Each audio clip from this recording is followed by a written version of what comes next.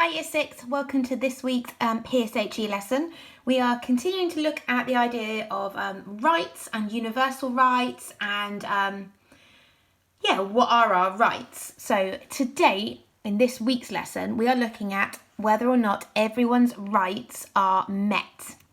So the big questions we are going to be asking are, why are people's human rights sometimes not met in places across the world? And why are people's human rights sometimes not met here in the UK? Okay, so we've discussed in the last two lessons how important human rights are. And today we're going to be exploring maybe some of the reasons why they're not always being met. So last lesson, we looked at universal rights and what that meant. And it means that human rights are there to protect everyone, and everyone is entitled to have their human rights met, no matter who they are or where they are from. It doesn't matter what gender you are, what culture or race or religion you are. You are entitled to have those rights met. And this is something to be celebrated, respected and protected. So human rights are lawful. That means they are a law. And it is not acceptable for things to happen which are against people's rights.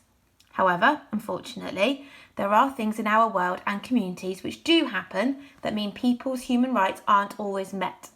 These things can occur due to many different and often complex reasons, but it is important for us to remember that they should not be happening.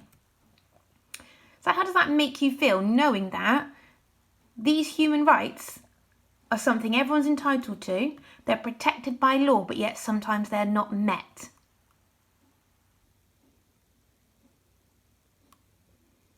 Don't know about you, makes me feel quite uneasy and makes me quite sad that these have been around since the late 1940s. I think it was like the 1940s. But yet things are still happening which, aren't meeting those rights.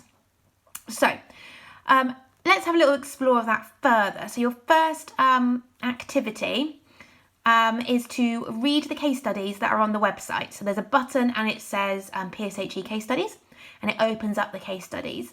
And I'd like to spend some time thinking about each one using these questions. So which country are the people concerned from? So the people they're about, which country are they from? What is happening to them? Why is it happening to them? And how is it stopping their human rights being met? So if you want to pause this and then go off and have a look at those and answer those questions, it's absolutely fine. So people's rights are sometimes not met here in the UK and in different places across the world.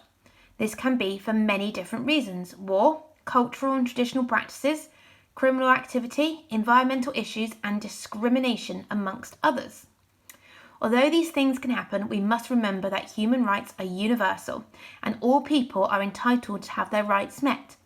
We all live in one world. We are global citizens.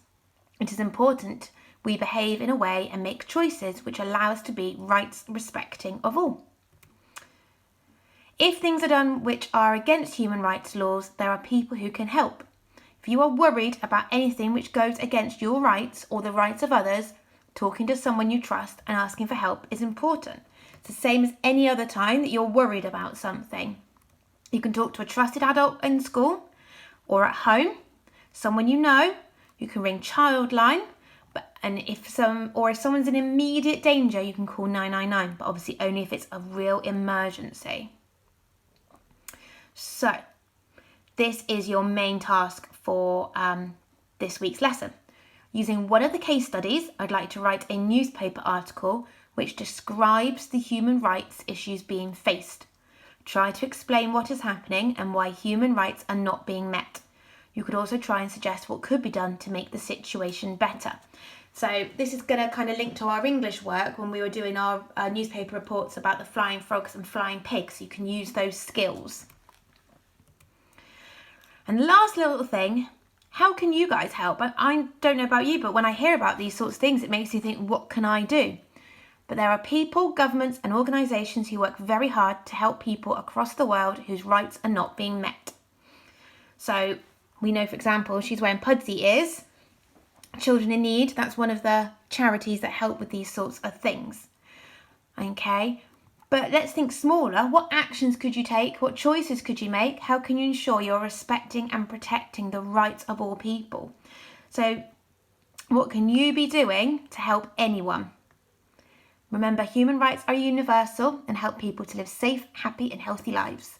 Let's do all we can to be right, respecting citizens.